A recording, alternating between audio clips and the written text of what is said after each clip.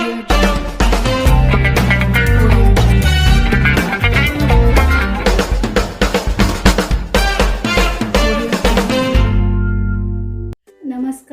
मी उज्ज्वला की रेसिपीमध्ये तुमचे खूप खूप स्वागत आहे।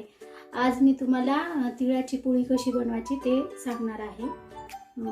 सर्वप्रथम मी हे पीठ घेतलेले आहे, अंदाजाने घेतलेले आहे। पोळ्या कमी जास्त तुम्हाला कशी पाहिजे त्याप्रमाणे घ्यायचं आहे।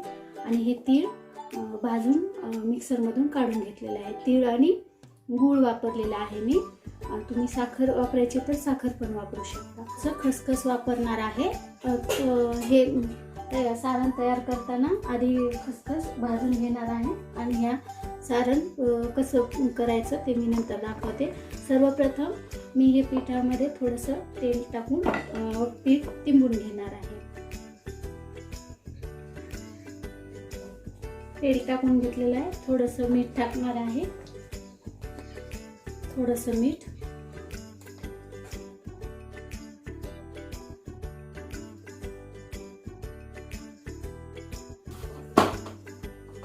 अशा पद्धतीने गोळा बनवून झालेला आहे। आता हे थोडा वेळ मऊ होण्यासाठी असंच ठेवणार आहे। आता हे मी पीठ नरम होईपर्यंत आता हे तिळाचं सारण तयार करून घेणार आहे। सर्वप्रथम मी ह्यामध्ये थोडेसे खसखस भाजून घेणार आहे। वेगळं हे करण्यापेक्षा ह्याच पातेल्यामध्ये पहिले भाजून घेते आणि थोडंसं गरम पाणी लागणार आहे सारणसाठी।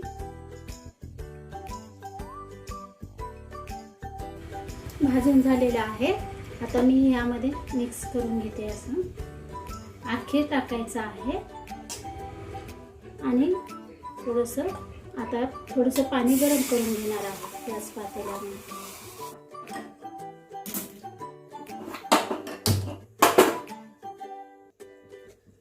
आता ह्यामध्ये थोडंसं मीठ टाकणार आहे।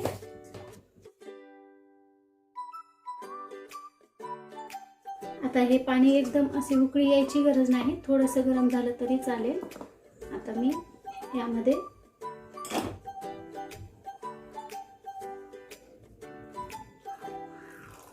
थोडंसं पाणी लागणार आहे। पाहत करायचं आहे। एकदम जर पाणी जास्त टाकलं तर पातळ होण्याची शक्यता असते। त्यामुळं मी आता चमचा बाजूला ठेवून हाताच्या सहाय्याने त्याला करून घेते।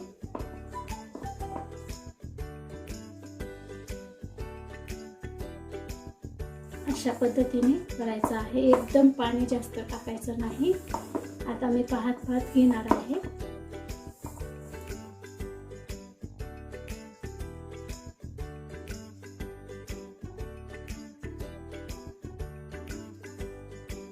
आता हे झालेलं आहे सारण। मी आता हे पिठाला थोडंसं आणखी मऊ करून घेणार आहे।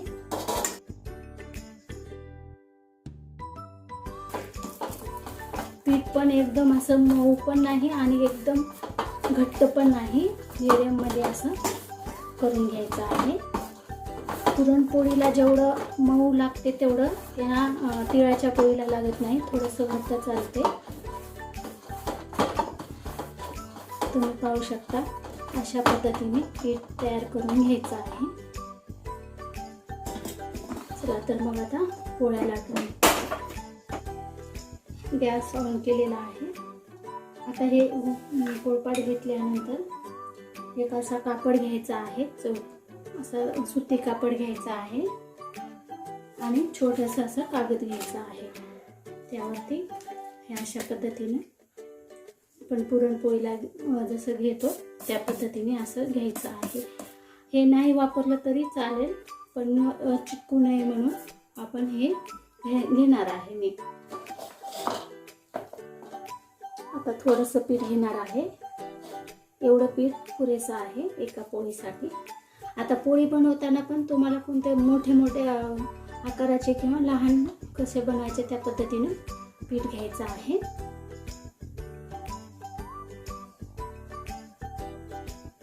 अशा पद्धतीने आणि हे असं घ्यायचं आहे।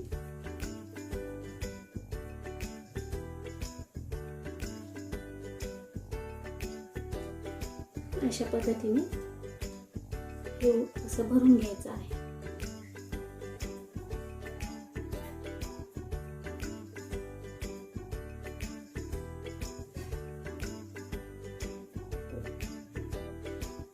कडेचा भाग थोडंसं पातळच घ्यायचा आहे भरताना आणि असं खालून हे करत भरून घ्यायचं आहे तिळाचं सारण.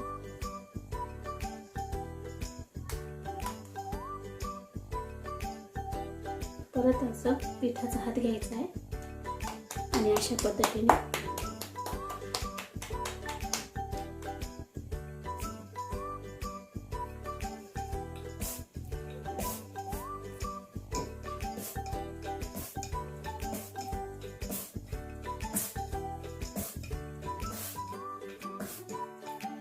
असं कडेपर्यंत जाईल ह्या पद्धतीने सुरुवातीला मध्ये भागी लाटून घ्यायचा आहे आणि नंतर असे कडेच्या बाजूने लाटायचे आहे.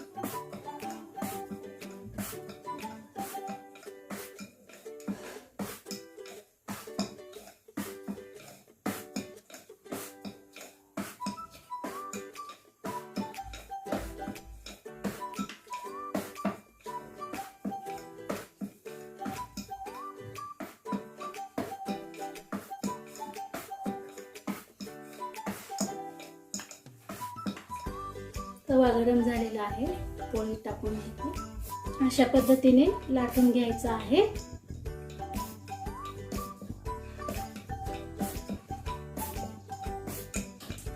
सुरुवातीला मध्यभागी लाटायचं आहे, नंतर मग असे कडेला लाटून घ्यायचं आहे, त्यामुळं पोळी फुटणार नाही.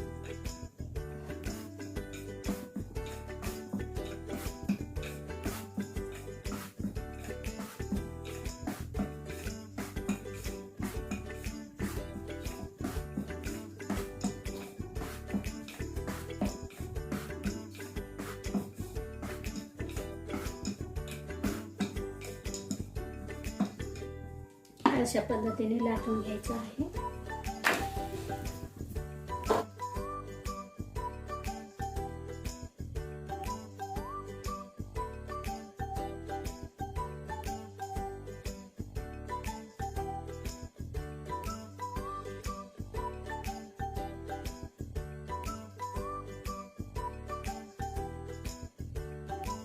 अशा पद्धतीने मी सर्व पोळ्या करणार आहे.